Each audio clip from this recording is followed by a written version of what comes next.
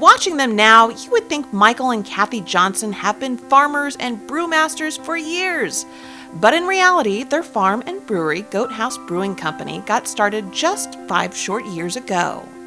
The two actually left jobs in the daily urban jungle of the Bay Area to pursue the rural farm life in the tiny town of Lincoln, just about 30 miles outside of Sacramento.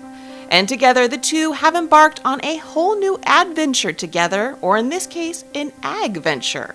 Really first generation farmers. I mean, we were gardeners, but now we're, on such a larger scale of, farming. And so, hops, beer is a huge ag-based product. It's just not a cool bottle or a can. Yeah, we want to kind of showcase where their food comes from, in this case where their beer comes from. So we bring them out to the farm, show them how hops are grown, just kind of give them the whole background of the barley, the malt, the hops. There's a huge ag component, and so the beer doesn't just magically appear on store shelves. That there's people behind it that are working 24/7 to make the ingredients for that beer. Together, the two crafted not only a new business, but a whole new way of life in the country, as well as some of the most popular beer around.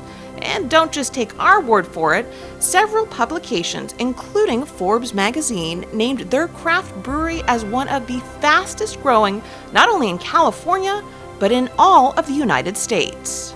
No way.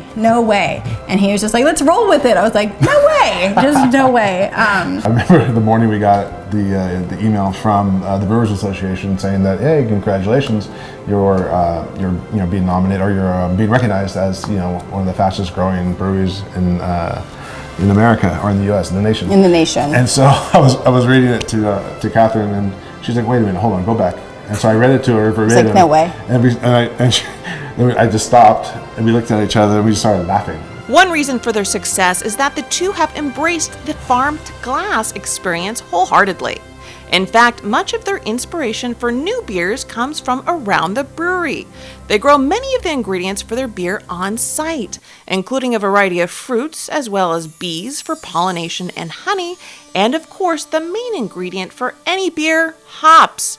90% of their hops are grown just steps from where the beer is actually made. So at GoatHouse Brewing here, we have over 2,000 plants in the ground. We grow over about 20 different varieties out here.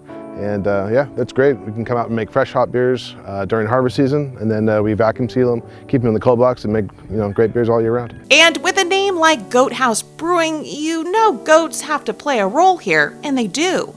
Besides being a great conversation starter for visitors, they actually play an important role in the beer making process too. The goats keep the hop fields pruned and fertilized so that they can produce the best hops around to make the best beer around, which I had to sample. So you can't come to GoatHouse Brewing Company without having some beer, right? So, Michael, you are the man here. What do we have? So we have a couple of varieties here. The first one here, we call it Honey Baby. That's our honey ale. Okay. That's made with fresh honey. We have half of our bees out back. Oh, okay. And so you get all the sugar from the honey ferments out, so you get a nice dry finish on that one. Nice. Second one is called Goza for My Plums. That's a light tart German-style beer. Okay. It's brewed with salt and coriander and fresh plums from our orchard. Nice. So you get a nice little tart finish on that one. Okay. The third one, which we're going to wait for last, is called Dirty Redhead. You may be familiar with that one. No. Oh, okay. We just met, I swear. I don't know what you've heard about me. No. The last one is called Tongue Tickler, and that is a fresh hop IPA. So it's made with fresh hops. So we basically picked a bunch of hops, came in, made a beer within 20 minutes, and that's one of them. Nice. How long does it take to make beer, too? The process of making beer on brew day is probably, with cleaning, maybe 5 to 6 hours. Oh, wow. And then from brew day to drinking it has to ferment and all that and condition. It's usually about 3 to 4 weeks for us. And you don't bottle it, you don't sell it retail, it's all sold right here, right? Yeah, we don't distribute it anywhere. We don't can, we don't bottle. The only way to get our beer is right here at the brewery. Gotta come in then, try some. Okay, I'm skipping to the Dirty Redhead. You're going right to Dirty Redhead? I'm going to the Dirty Redhead. Oh, that's lovely.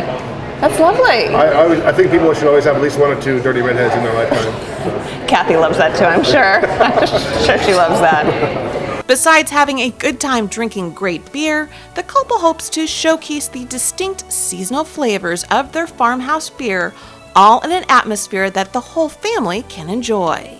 Be able to share our passion with people who come in. I think they can feel it, they can taste it, they can sense it just in what we've created here, which I think kind of keeps people coming back. It's still a ton of work. It's a ton of work. And it's a 24/7 thing.